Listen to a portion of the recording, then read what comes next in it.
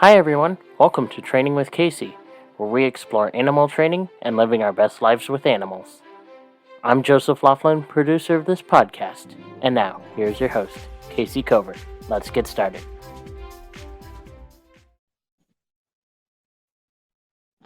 Hey, thanks, Joseph, and welcome to Training with Kayce. I'm your host, Kayce Covert, and I am honored and excited to be talking with my friend and colleague, Denis Simard. And we talked about SATS and dressage horses last time, and how Denis has been able to go in and recognize when a horse had resistance because he would be dead-sided or his movement would, somehow be stilted or interfered with. And how Denis was able to go in and free horses from those problems and get to a whole different place in their relationship with their owners. You'd see these reactions from both the horses and the owners, a lot of healing taking place.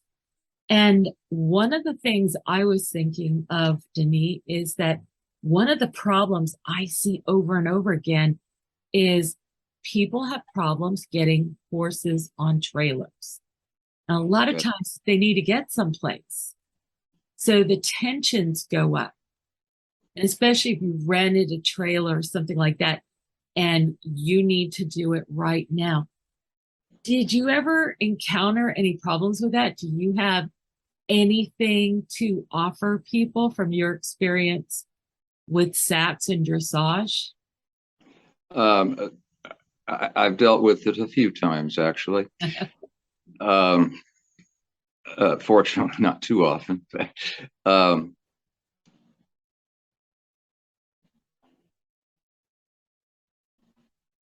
We talk a lot about Holiday, and the day that I picked him up,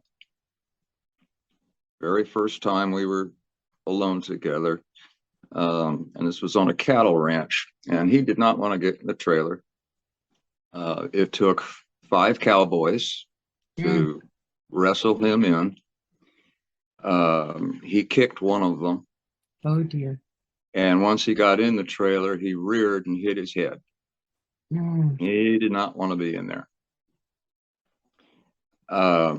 And incidentally, even after solving that problem with him, I always put a head bumper on him, just in case. He never did it again. But so at any rate, we had to do some perception modification and cycling with him over a course of, I wasn't under pressure at the time, so I think I took, I don't know, a month and a half or something like that to work with the trailering. But this is so important, and I can tell you more stories, but this is so important because, not only if you're competing, you've got to get to a show. Well, the morning of the show is not the time to start with trailering. Training, or correction. Yeah. Or you might have to go to a vet, or you might have to evacuate them in a fire, which Northern California is very familiar with. So that's not dressage related, but it is SATS related. I use bridge and target, perception modification, and cycles. And you got to get them to the SATS to the dressage competition, right? Yeah. So if you've got any trailering issues, you're going to face them again and again and again until you solve them. Absolutely. So but much better to solve it up front before you need it. Yeah. So you gave yourself a month and a half or so to work with Holiday. What was the result? He got so used to going to dressage shows that it just became, okay, here we go. Where do I get on? So he was just truly comfortable with it. Yes. And I have a question on that. Did you do a lot of rides of various lengths, or did you just mostly practice getting in and out of the trailer? So did you do cycles just with getting in and out of the trailer, or did you do cycles with the lengths of the ride and the kinds of rides also? Yes, both of that. The cycles,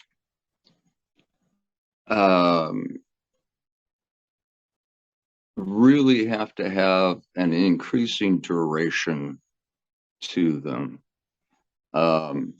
If you're just getting on and then getting off right away, they can get that in their head too. Yeah. Oh, I stepped in it, I'm backing out. And then if they can't back out, they can get panicky. Exactly. So there's got to be an increasing duration there, to where they can just ultimately they can just stand in there without worrying about it. Yeah.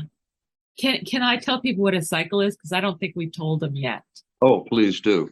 So in SATS, we teach something called perception modification, which is teaching animals to change the way they look at things. So if they hated the trailer before, we work with them so that they actually like getting on the trailer. And there's a process that occurs that leads the animals to being able to do this. So first we teach them self-relaxation. And then once we see that they can truly relax themselves, then we start using language to give them options. If you do this, then I'll do this for you. We call that the if-then statement. And we start working them on what we call cycles. And a cycle is just a formulaic way, a formula for increasing the animal's ability to cope with a particular trigger. And the reason it's a formula is because we can't really judge when an animal emotionally has had enough or too much. And we'll constantly, as trainers, we're always in danger of overdoing things. And so with experience and analysis, we've seen what a good rate of progress is while animals are learning to deal with triggers. And we limit the increase in what we do by this formula. So that's what a cycle is, and more on that another time.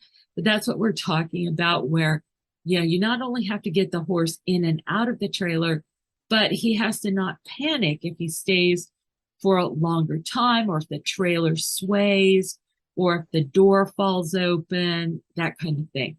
And we handle all of that in a teaching process using these cycles. So he just got to the point where he was just zen with the whole thing. Oh, yeah. Well, he got to the point where he loved going to horse shows instead of hating it. We won a lot of trophies. And well, and that's really amazing, because initially he didn't just not like to go in a trailer. He had a very traumatic experience to draw from. I believe so. Yeah. I couldn't tell you what that was, other than that first day that I picked him up. Right. But, well, that's what I'm thinking of, because he hit his head, he kicked somebody. I really think animals often realize that if they kick somebody, that could be the end. Yeah. So I think that can be traumatizing for an Sure. Sure. So you said you had other stories of trailering being healed. Yeah. Honorable mention to Affair. Our beloved Affair. When she was a client, she did not like getting into her trailer. It was small and dark. And I could get her in, but just like I was saying before, she just backed straight out again. And so that was a problem. But when she came to my place, I had a big, bright, wide tall trailer, and she didn't have a problem with that at all. Yeah, so I didn't have to work with her very much, but I give her honorable mention because when she went to Virginia, um, she was in transport for about 22 hours, and which included 2 truck drives and 2 air flights. Had she ever done an air flight before? No. And that was a very long stint.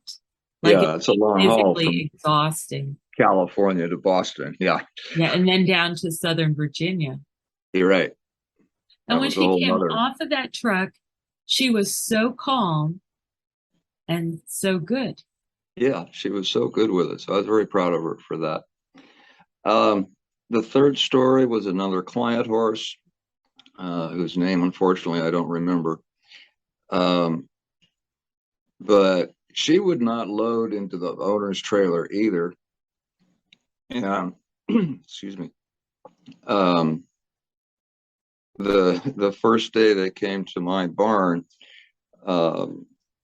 we tried all afternoon to get those horses into the trailer, and it just wasn't working. Well, my barn wasn't very far away, so we just threw in the towel and took them over to my place, walked them over.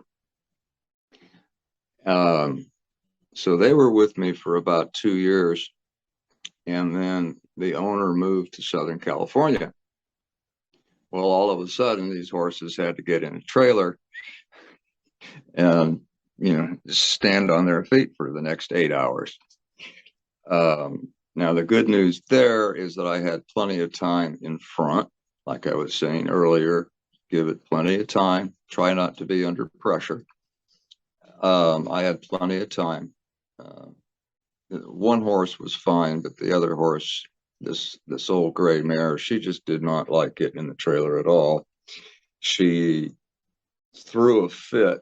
We were cycling one day, and she threw a fit so hard that she tore out 20 feet of earth in my fence. Oh, wow. So there's a trauma right there. Absolutely. All that adrenaline and chaos and, whatever, if it scared her. So like the dopamine can be addictive. Sure. But it blocks function. Yeah. Yeah, that's right. It's very hard to correct on the spot once the animal starts to go over the top. Right. When I say correct, I don't mean punish. I mean influence in any way at all. Well, changing the behavior. Yeah. So how did you get her past that? We just started cycling again. And here again, I got an assistant.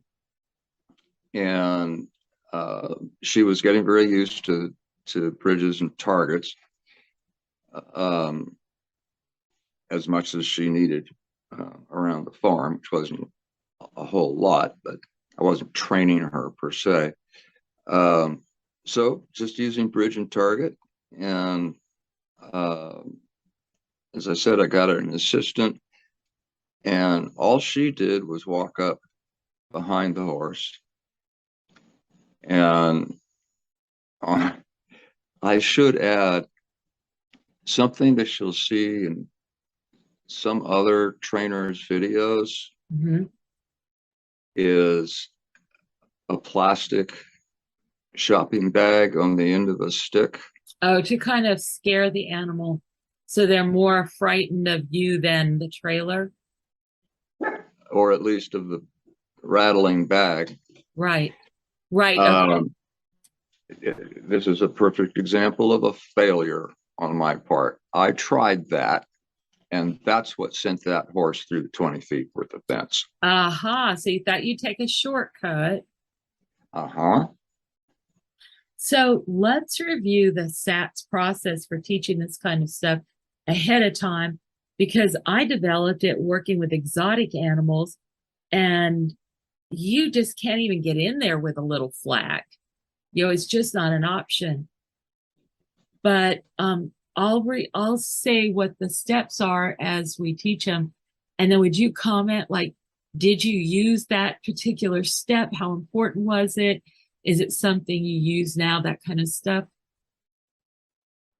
So, like, did you tell the horse verbally what you were going to do back at Yes. that stage? Okay, so you gave them that anticipation that when you study how to be a teacher for humans, they say is so important, that if you don't tell the kid or the person what it is that you're there to learn, they won't have any way to focus and learn the correct thing. Yeah. So you just made sure that you explained what the goal was. Yes. And you've made kind of light of it, but over and over again, you're recounting situations where the animal wasn't comfortable in another situation, in another person's trailer, where you weren't managing the thing. And then they become comfortable with you, even though they'd had these traumatic experiences. And Yes. I think it's great that you have a high, wide, right trailer. But I also have seen you with horses that were about to just explode, and you have a very calm, anchored resonance with a horse. Yeah. Thank you. And the person that was the farmer that bred Sarah, produced Sarah, took me aside one time and said, Kayce, one thing you need to know when you work with horses is sometimes you have to be forcibly, violently calm. And I have seen you do that without any muss or fuss. I've never seen you. You talked about the 5 cowboys, and I grew up with cowboys. That kind of implies that you're just gonna get a rope in there and take the choice out of it, flip that animal on the ground, get it done, and the heck with the animal. Yeah. And that's not the way you do it. That's not the way you do it. And No. the closest you came was to one time use that flag, and you sounds like you decided that that's why you didn't do it. That being a cowboy may appear to work in the short term, but it produces horrendous problems in the long term, Sure. including the animal can die on the spot from stress. Sure. And of course, people can get hurt, like the guy that got kicked. So you talk to the animal ahead of time. You set certain standards for how you were going to interact. You talk about the bridges. And could you just say for people, what is the purpose of a bridge? What does it sound like? And what does it do for you as a trainer? Well, there's 2 bridges, the intermediate bridge and the terminal bridge. In a trailering scenario, I probably, well, not probably, am spending a lot more time in the intermediate bridge, which is X, X, X, X, X, X, X, X, X, X, X, X, X, X, X, X. And once they get to the target, comes the terminal bridge, X. Which tells them essentially they just made it successfully. They completed the task. Exactly. So it's just another form of communication, right? Sure. So we're talking about bringing the horse into the conversation, telling them what we're going to do, treating them. We don't just overcome their personal sovereignty, their personal, what they're willing to do. You give them feedback with the form of the bridge. What is the role of the target? Well, it gives them a place to go.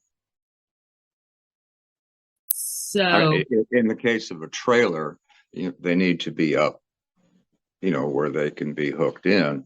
or have the gate closed, whatever. So they have to be up front enough. So and you can lead them in with a hand target. So for those of you that aren't familiar with this concept, you can put a pole, or we use the handle of a whip a lot of times to lead a horse somewhere. But you can also just use the back of your hand or the fingers of your hand to lead them.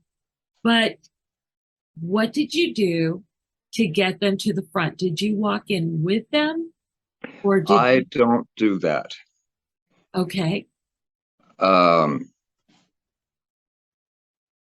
I think in a lot of cases that might be easier, but from my point of view, it's an extremely dangerous place to be. If that horse were to explode like Holiday did that Yeah. first day, you're right in the path. Or trying to squeeze by them, even if they're in and everything's okay, and then you've got to squeeze by them out of the trailer. I find that a very dangerous thing to do. Yeah. So, remote target. Okay, so explain that. Needs to be something where you need the horse's head to go. Okay, now, at this point, I'm more towards the rear of the horse, if not completely behind them. And I don't mean in the danger zone. I mean, Yeah. I'm just behind them. And they have to go touch that target at the front of the trailer. Which then effectively puts them where you need them to be. Where we need them to be. And at that point, I can close the gate or whatever. Scoot around up front. We can increase their ability to stay on that target in spite of distractions like the gate closing, using the cycles for those that are trying to envision this. And then you would just go through the cycles, which would be the progressive steps. Oh, Denis, one thing we really have to cover with people, because I see people do this differently all the time, and it can be a real disaster. Part of working in cycles is that we do, undo, and then we rest and analyze the thing with the animal. We actually talk to them about what they just accomplished.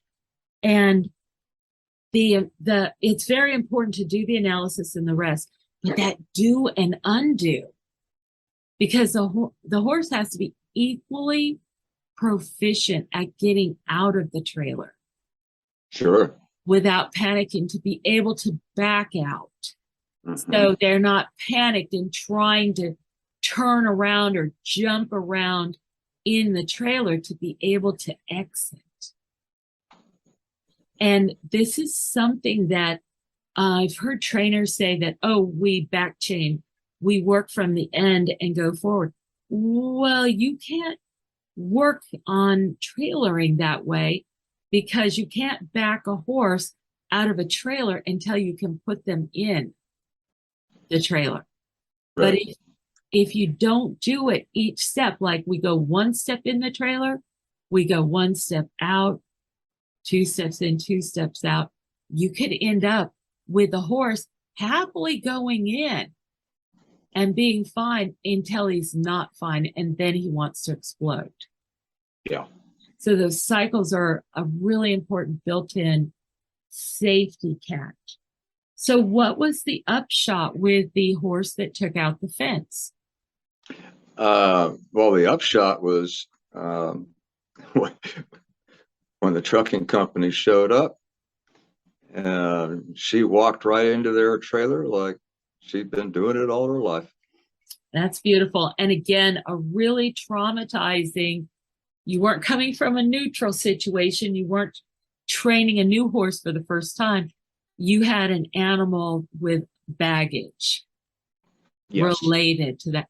And another thing about trailering is not only can there be a lot of baggage about a particular mishap, getting into the trailer or getting out. But it's also so much uncertainty. They don't know how long they're going to be in there. It can be exhausting to have to keep adjusting your stance for the movement of the trailer. It can be hot. So it's really something that takes a lot of forethought so that you don't end up with a horse trusting you, just going in, and then all of a sudden exploding. You're right. You thought you solved the problem. That's bad. Yeah, right. Now, I now work with a fair. So I think we should explain that a fair is the name of a horse. So you and I talked about our affair because we're sharing, we co-parent a fair. Yeah. Her name, her registered name, is actually an affair to remember. And Denis, you'll I know you'll get a kick out of this, but I had said something to my mom. She said something about how Dave and I got along very well together. And I said, well, we were just saying that we didn't want to get divorced. And I said, Dave, did you change your mind? Do you want to get divorced? And he looked very speculative. And I go, are you going to have an affair? And he goes, just one. And I looked very speculative. And he goes, my horse is named Affair. Yeah, he got us. We ended up laughing. And I'm such a nerd. I was just like, oh, really? You do want to have an affair? Well, thanks for telling me. Anyway, yeah, so this is something that we are going to be revisiting with Affair, right? And some of the people that listen to this will already know Affair, and they know some of the things she's gone through lately that would rock her confidence. So she's lost some vision. She had an injury, and around that event, it became clear that she had lost vision, even though nobody had seen an event that would cause her to lose her vision. Like she didn't get really an eye issue or anything that anybody recognized. And yet she has a definite visual problem now, which affects her behavior. So this is one of the things that we can do together when you come out to visit a fair and to work with people out here. And we can actually do these cycles and, help a fair adjust. Yeah. Again, to regain her confidence and her mojo. That girl definitely has mojo. Oh, yeah. Well, you're not a person that's self-promoting.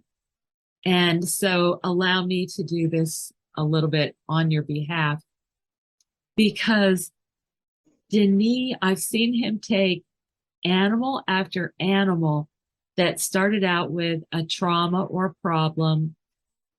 These are, the various cases that he's talked about, but also horses that belong to people that came to seminars that we did at his place or at other places.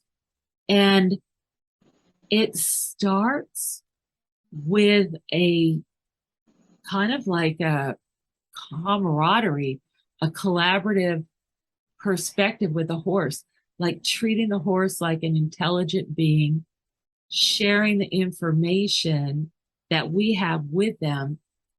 And we literally teach them to solve a problem. We don't lead them through the solution of the problem. We let them study it and so on until they learn to solve all of their own problems after we're gone. And that is just such an amazing process, which I've seen you lead some horses through. And I know the stories of like holiday. And maybe at the end of this whole thing, you can tell the holiday story from beginning to end, because that's one of the most beautiful stories that I've ever heard. Thank you very much. Is, Sometimes it just comes out. yeah. Is there anything else that you want to talk about tonight relative to trailering? Not to trailering, no. And where do you want to go next? Have you thought about that? As far as like talking to people about what you're doing with horses? Well, yes. And this is more aimed at folks who want to compete, Okay. especially in dressage. One of the first things folks will notice about SATS is that it's very verbal. Yeah. We talk a lot to the animals in a variety of different ways. Well, if you're going to go, if your intent is to compete at dressage, if you utter a sound, you are automatically eliminated. Right. And I'm saying all of this because I don't want the competitor folks to go, "Ooh, I can't do this." Yes, you can.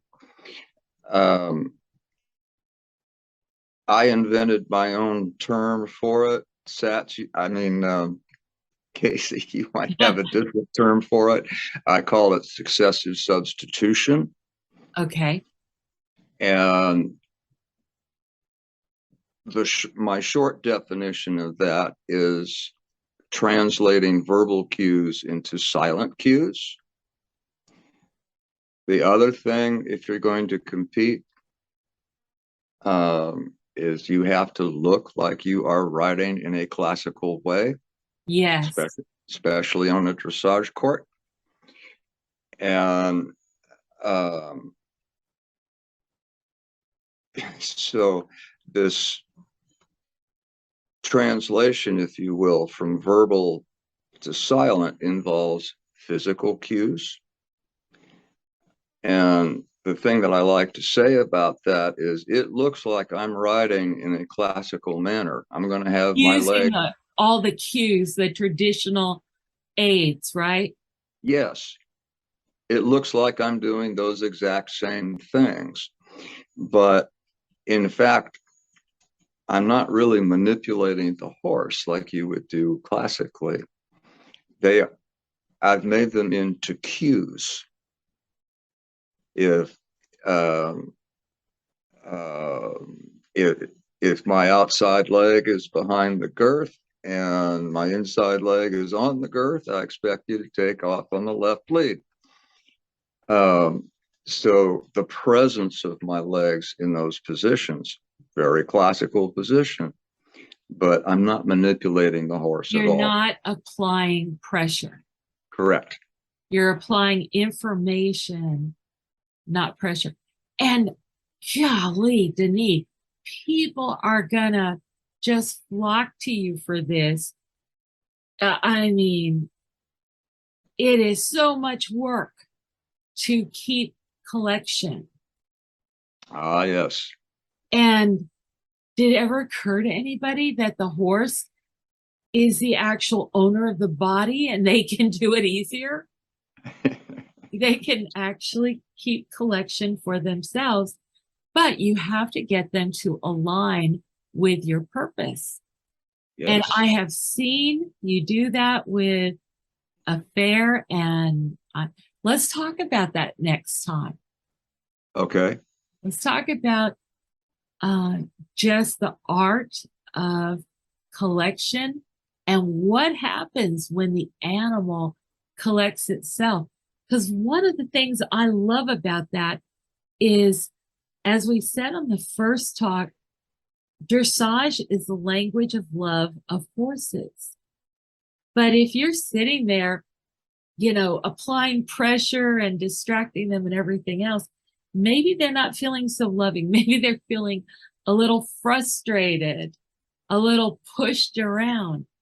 Whereas when you set a goal and encourage them to expand into that vision, wow, that is a thing of beauty. I call it enlisting their cooperation. Yeah. Yeah, that's huge. A lot of people don't get to that point. It has been so much fun to talk with you, and I look forward to doing another talk where we talk about collection, because Okay. that is the holy grail, right? Pretty much. So, well, at least it's a big milestone to the holy grail. Oh, yeah. Yeah. So let's do it again real soon. There's Yeah. more to it than that. They've got to move correctly from the rear. They've got to move correctly in the front. I know that's kind of a throwback to movement, but that's all part of the collected picture. Yeah. But I guess what I'm saying is for that animal to put himself where you're not pressuring him to have impulsion from the rear or to turn or whatever, but rather that horse has that aim himself or herself to do all that. Okay, well, let's do the next one soon. And thank you very much. And it's such a pleasure. Oh, thank you. Always a pleasure. All right, take care till next time. Thanks Okay. very much for being here with us, everyone. We'll see you soon. Aloha. Hey fans, are you enjoying Training with Kayce? Don't forget to subscribe to the podcast on iTunes or wherever you get your podcasts from. Also, don't forget to subscribe to Kayce Covert on YouTube. That is youtube.com/C/Kayce Covert. Also, give the podcast a like, share, and comment. Thanks for joining us. Come back for more news and views on animal training and living with animals. Stay at the top of the pack with Kayce. This is Joseph Laughlin, producer of Training with Kayce. See you next time.